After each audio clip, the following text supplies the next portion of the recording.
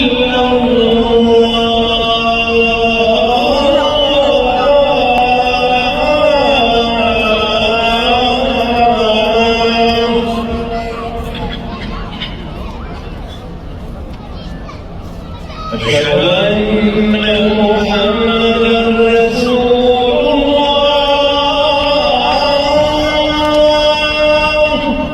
كل متابعيني الأعزاء، أسأل الله القادر المقتدر الذي فجر الماء من الحجر وجعل في الآفاق آيات وعبر أن يمن عليكم بعافية ما بعدها ضرر، وأن يرزقكم نعيما ما بعده قدر، ويجمعكم بجوار سيدنا خير البشر، وأن يحرسكم من كل عين حسود، ويحفظكم من كل سوء، ويحفظ أولادكم وبناتكم، ويرزقكم الصحة والعافية، ويطول في أعماركم.